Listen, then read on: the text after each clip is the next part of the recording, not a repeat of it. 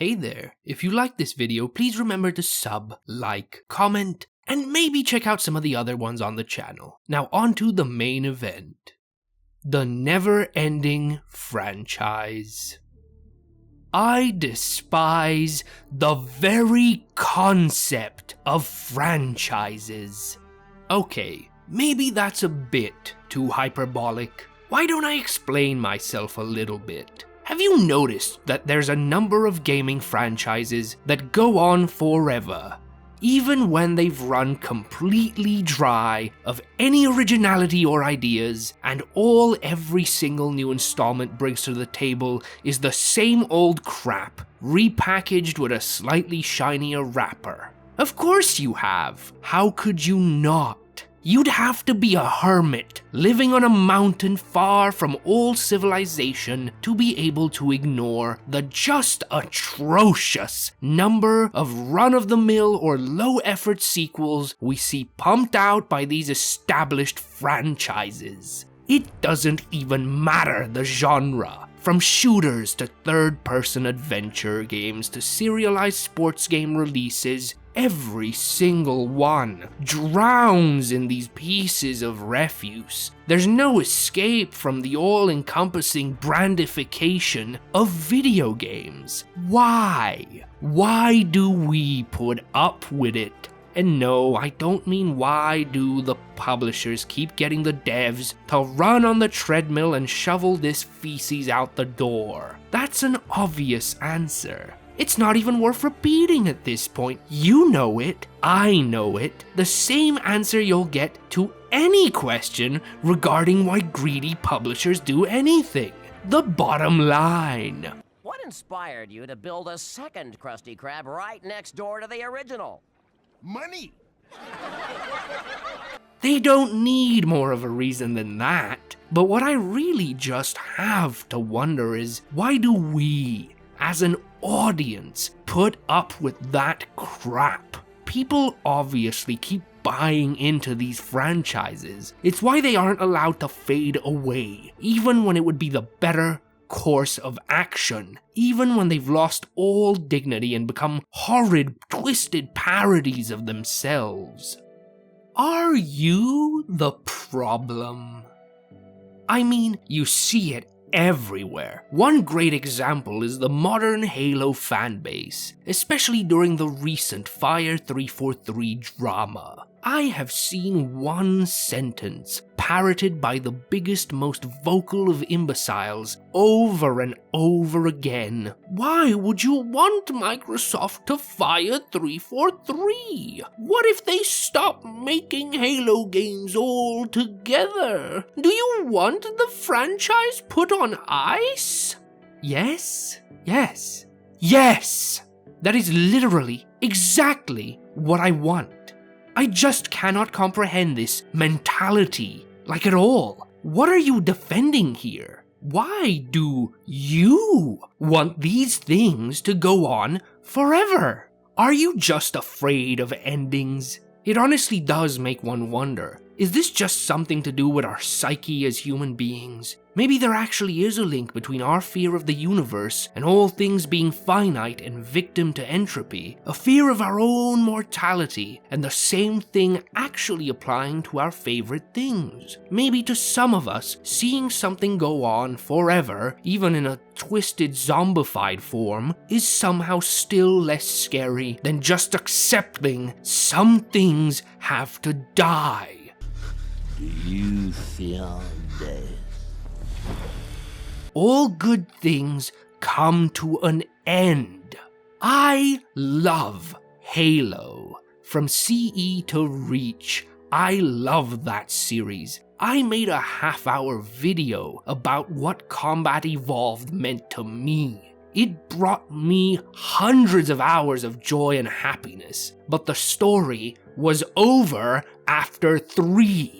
There was no need for another installment post-Reach. Simply none. It doesn't bring anything to the table that we hadn't already seen. Made way worse by the fact that 343 fumbled 3 games in a row, never capturing any of the things that made the Bungie era special. 3 times in a row over an entire decade. When have you ever seen more of a sign that a franchise should be kicked into the grave and allowed to rest at long last than that?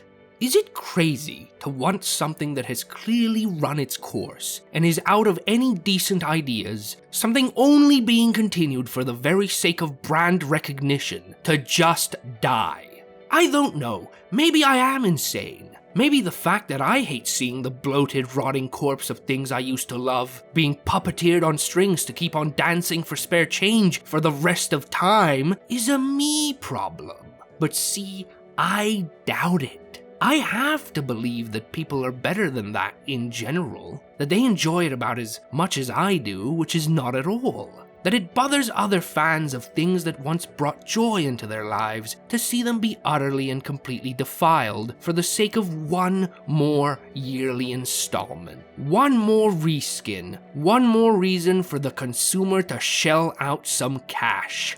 Halo isn't even the worst example in gaming we've seen enter into the endless franchise machine. So many games I once loved are now nothing more than brand recognition, titles to be slapped onto recycled ideas over and over again. Hell, I cannot be the only one that finds it comedic to see an MW2 2. You know, a reimagining of an already existing beloved and successful game. And this isn't even a comment on the quality of MW2 2. According to everyone I've spoken to, the campaign was fine, if not anywhere near as iconic or ballsy as the original MW2. My issue is more that this is what COD has come down to now. Can you imagine how utterly dry of original concepts you have to be to create a series you already made, with slight tweaks in story and characters being the big differentiators? Be honest with me, did we really need another version of Modern Warfare? No. The answer is no. Activision Blizzard being scum has never been up for debate. You literally look into any of the things that have gone down at these companies, and you cannot, if you're a human being still in your right mind, defend or argue that they aren't morally bankrupt. But this isn't just about the morality of publishers and their franchises. We'll talk about that some other time. It's more about creative bankruptcy. It's just so boring to see nothing but rehashes, to see no original ideas in so many places, no risks taken, nothing creative really pushed hard by these massive entities out of fear of making a single decimal of a percentile less that year than the previous. However, I do believe 2 publishers are more guilty of this than any other I can think of in this entire industry. Do you even need me to name them? Dumb and Dumber. I think it's best we start with EA first. EA have become one of the most hated names in the video game industry. Their practices and what they do, not just to franchises, but the studios they purchase, have become legend. Of course, they're also one of the publishers that most partake of keeping franchises on life support and dragging them out for the rest of time immemorial to siphon any last penny of profit that they can get their grubby hands on. The EA logo is almost synonymous with my gag reflex kicking in at this point, but that wasn't always the case. I used to love the majority of games that came from EA once upon a time, but that's from an EA so long ago that some of you watching, at least according to my analytics, weren't even born yet. The Battlefield franchise used to be, without any sort of sarcasm here, utterly glorious. I spent thousands of hours between Bad Company 2, BF3 and 4, and BF1. Those games were amazing. every single one added onto the foundations of the last. Every single one had some originality to it. It did something new. It brought something to the table to be worth your damned money. Bad Company 2 introduced me to fully destructible battlefields in a multiplayer game. The amount of time I spent blowing up houses and getting them to collapse around opponents, using the incredible vehicle sandbox in conjunction with infantry gameplay, and just being blown away by the innovation and ideas being showcased was immense. It was due to the creativity and ideas brought to the table that this franchise had developed a personality as well. Not just a dead and meaningless brand name. When you mentioned Battlefield, people knew what to expect. They knew the kind of gameplay and fun you found in these sandboxes. Hell, there's a reason the label Battlefield Moments became a thing. These games offered something absolutely nobody else in the same space did at the time. Their personality was undeniable and there for all to see. Now what has this franchise become? Bastardized by EA with Battlefield 2042 to a point where not only is the game bad, having had an atrocious launch, missing basic goddamn features from day one and taking forever to make the most simple of changes and improvements, but it lost its soul. The personality and originality that once made Battlefield stand out among its peers is dead and gone. They got rid of their iconic class system for what? To copy the competition? To have a roster of quirky dipshit heroes to pick from? To more easily sell you cosmetics? Everything that made Battlefield what it was has been stripped away, leaving behind this sad imitator that doesn't have the creativity to bring anything truly innovative to the table, the way previous games did with their offerings. A game so creatively bankrupt that it somehow now looks and feels more like other crappier games in the same space. So unoriginal it started walking backwards, and the devs want you to be glad and appreciate that at some point they got around to adding a bloody scoreboard back? Pathetic. Another wonderful example of what happens when something is drawn out for this long, when it isn't allowed to be put out of its misery. Did you think I was done with good old EA? No. There's something else they're responsible for that is truly and utterly beyond pathetic. Time to move on to their sports franchises. For too long has EA had somewhat of a monopoly on sports games, along with 2K, but I don't even consider them a games publisher anymore, just a casino company. And boy can you tell. You can look at the last 5 games in any of their long-running sports franchises and just be appalled by how stagnant they are. No, seriously, look at any of them.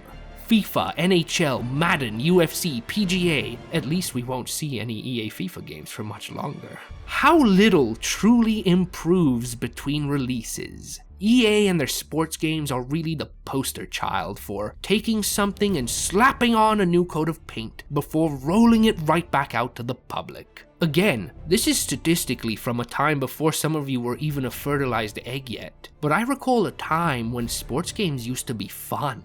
Isn't that mad? A time where they weren't just the same crap being fed back to you over and over again, where they implemented wacky and fun mechanics, systems that weren't just the same old, not just overdone to death, bland EA-stamped simulations that are somehow even crap at being that, a functioning simulation. But again, they're money printers, right? So we can't let them die, even when they haven't produced an original idea or innovation in one of these series for what feels like actual decades. Is it so bad to want to see creativity in these genres anymore? It feels so sad to see that we've pretty much given up. If you don't like the existing formula found in FIFA games, well, tough shit. You have for years now had nowhere else to go if you want to play fun football games, because it's the same crap everywhere. The same lack of creativity and innovation in an entire genre. I could go on and drag EA through the dirt some more, but they're good enough at doing that themselves. And no, I'm not saying they don't publish any good games anymore. I loved It Takes Two, enjoyed Jedi Fallen Order. I am even excited for the Dead Space remake, which I will at some point play, even if it is a remake. I've only heard praise about the care and quality put into it. However, the good games EA still publishes at this point are the exception, not the rule. They are the few sparks of creativity that somehow make it past the ocean of sludge that is EA's established franchises. Killing them Ubisoftly.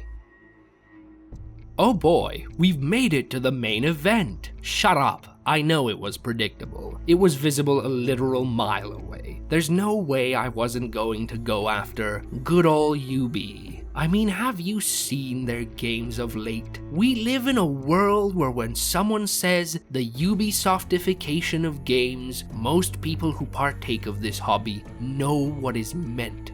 I always preferred, personally, the one that's less of a mouthful, Ubislogs. Again, we're talking about a publisher that used to put out quality game after quality game once upon a time. A publisher whose offerings, just like EA, I remember bringing me great joy once upon a time. Early Assassin's Creed used to fill me with wonder, visiting places in history that I loved studying about, recreated with love and care by people who at the time clearly gave a crap about the things they were putting out, running on walls throughout the Prince of Persia series, stalking through the African savannah in Far Cry 2. It's not that long ago that Ubisoft was making stuff that honest to God felt fresh and innovative. The problem arose when they saw that the formula worked. Ubisoft seemed to believe that they solved gaming, that they had arrived at the final permutation of game development, and that it was all smooth sailing from there. We saw it with Far Cry and Assassin's Creed. I still enjoy both FC3 and 4, but we all read the writing on the wall when in Far Cry 4, it was just 3 with a different story and a few tiny gameplay tweaks. We knew that our future was now set in stone. To liberate outposts and fight the charismatic villain of the year, to climb towers and reveal the pointlessly large map that was most of the time utterly empty of any meaningful content or activities, just copy and pasted collectible after collectible. Far Cry is now so formulaic that I honestly can't even tell you how Ubisoft could go about injecting some creativity into it. My advice, as you already know, is to just let it die. Do something new, something fresh. All you need to do is look at Far Cry 1, 2, and 3. All part of the same franchise, yes, but every single one felt like a different thing. A different style of first-person shooter, a different tone, different ideas. You can play those 3 games one after the other, and if you didn't somehow see the title screen, you might not even realize they're in the same franchise. They were just solid games, with fun premises, locations, and wildly varied takes on what would later become a barely changing formula. Then there's Assassin's Creed. I cannot honestly think of a single franchise where the original formula was done to death so badly that they had to come up with a whole new, different formula and then proceed to do that one to death as well. I mean, isn't that just one of a kind? Assassin's Creed started as these interesting third-person historical adventures. Sure, they were open world in a sense, but you could easily go through them and avoid most of the filler activities on offer, just focusing on the story. Of course, Ubisoft released so many games in the franchise at such a high speed that they started launching as complete disasters. Unity was the first time I remember really thinking to myself, wow, this has been going on for a bit too long. Then it continued for another decade. In Origins, they tried, at least slightly, to reinvent the wheel. You know, if by reinvent the wheel, we mean forcefully add an RPG system on top of their mostly empty and bland open worlds, now removing the ability for you to quickly play through the story, as areas were level gated and you had to do at least some of the mind-numbing side activities and time wasters in the open world in order to just progress. Unless you wanted literally every engagement to be you whittling down an enemy with a health bar the size of Rome for 2 hours. Now what used to be a series of mostly 12 to 20 hour games that was copy and pasted yearly instead became a series that could eat over 50 hours of time copy and pasted yearly. There really is nobody else like Ubisoft in terms of taking a formula and beating the horse until it oozes its last life juices into the great primordial soup of checklists and map clearing. I want to once more emphasize that I grew up playing their games just as much as I did any of the other publishers and devs mentioned in this video, and it has been just tragic watching any luster they once had be completely rusted away by how relentlessly they've diluted and destroyed any real impact, personality, and creativity that these series could have, and following such a predictable template with each and every single one. I guess we can just add one more onto the pile. Of course, now when anyone talks about Ubisoft, it's not just to crap on their boring boilerplate games, but also to wonder how they're still a functional company that hasn't gone bankrupt or been bought out by someone bigger. Scandal after scandal, evidence after evidence that everyone who runs that company and is in any sort of position of responsibility is a cancerous tumor who's probably done actual criminal things while working there. Like I said, this video isn't about the moral value of these companies, but it does make it so much worse that every single one that follows this mind-numbing concept of never-ending franchises has been shown to be just as morally reprehensible and bankrupt as they are creatively. Scum, through and through. May we never need you again. As cathartic as raging against the rising tide is, would it surprise you if I said there's still some hope? It's not all doom and gloom, at least not yet. Speaking of doom, against all the evil that hell can conjure, all the wickedness that mankind can produce, we will send unto them only you. Rip and tear until it is done. id Software might be the best example out there, at the moment of writing this script, of the power of letting a franchise go on ice. For 12 years after Doom 3, the Doom franchise was allowed a well-deserved rest. Why? Because there were no ideas good enough to make another one. They had experimented with what most people agree is a terrible prototype, where it would have been maimed and turned into something akin to Call of Duty with demons. But after a long time internally testing, id decided against it. Instead, they took their time and waited until there was an idea worthy of a sequel. Until there was reason enough and creativity enough to birth something truly special once more. And what were we blessed with as a result?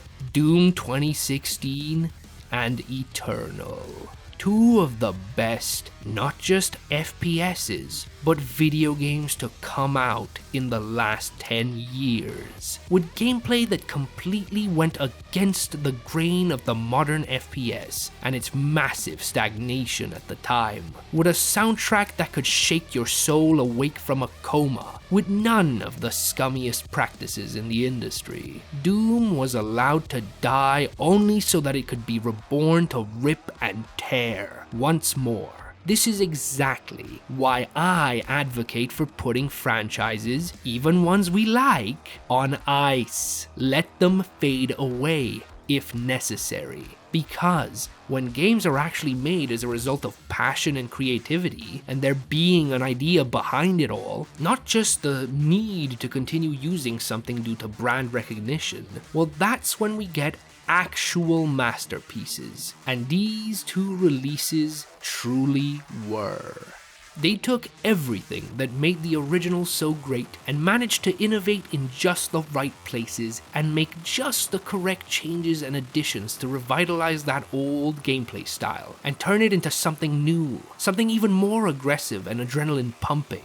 You don't even need to give it over a decade to see the fruits of actually allowing a franchise to have some time in the cooler until someone with an actual worthy idea comes along. Look at God of War. God of War 3 came out in 2010. Yes, there were some prequels after hoping to cash in on some of the brand recognition, but the story of Kratos ended on March 2010. It took all the way until April 2018 for the franchise to truly continue, because that's when a good concept came to fruition. Now, God of War is as successful as it was back in its heyday. Hell, arguably even more so. All that because the story was allowed to end at a logical point, and only when someone came up with a real idea worth revisiting this character and this world for was it forced back into the limelight. Again and again, we see that all it takes to make really engaging games that resonate with a lot of people is real passion and creativity. Those are the true driving forces of this medium. Without them, we get yet another yearly COD release. Without them, Kratos never returns to complete a real and heartfelt character arc. There is never any true redemption if these franchises can never even take the time to reflect on their own trajectory. Last but certainly not least, let's look at Deus Ex. The original was released all the way back at the start of the millennium, in the year of 2000. The sequel Invisible War came out in 2003, and after that, the franchise was put into cryosleep until there was a good enough idea to spawn another great game. That wouldn't be the case all the way until 2011. Which blessed us with Adam Jensen and Human Revolution, a game that was absolutely wonderful for its time, and just like the original Deus Ex, still holds up to this day. Once more, we're shown what happens when instead of shoving something out for the sole sake of keeping the franchise going, a studio puts out a game that was made with heart and passion. A game that ended up being just as excellent in its own right as the masterpiece it was following up. That's the power of time. We see it constantly with franchises that are allowed to go dark. It provides the possibility for reinvigoration and a whole new direction. It allows for new stories, new characters, and a team of creatives that actually want to go back and revisit these worlds. Creatives that have an actual purpose behind their work, which means so much for the actual quality of the final product. I don't want a franchise. Give me one good game. I've tried to put this as simply as I could, to offer you examples and really get across the reasons I say I want franchises to die. It's because I loved these games once upon a time that I want them to just find an end. I don't want to see the legacy of so many series that were once great be completely tarnished by having them forced out onto the stage again and again, even as they age and fall apart. All to perform for the audience to toss some pennies at their feet. Is it weird to want some dignity for the things I once loved? To want to see them not get completely abused and taken advantage of by greedy companies that tightly grip these IPs as if it's their only lifeline, their only guarantee to keep them from falling out of relevancy and into the dark pit of the void? Is it weird to want to see series that might at some point have been actual art be preserved as that in the great consciousness, instead of being allowed to turn to base facsimiles of what they once were? Maybe you don't understand that feeling, but I know for a fact you can understand the idea that something will be better and offer a much higher standard of quality if it's given more time to cook. If something real and meaningful is conceptualized in order for a series to continue, you know as well as I that those examples I gave are all great markers of quality. A franchise doesn't need to necessarily die forever, especially if a good idea does come around. But if it doesn't come around, is it really so bad to let the things we love die when their time has finally come? I don't think so. Once again, remember to like, comment, sub. I hope you've enjoyed the video. This one took quite a lot of work to put together. I really wanted to talk about franchises and just how much they get on my nerves these days. So yeah, hope you liked it. I'll see you in the next one. Like always, have a good one.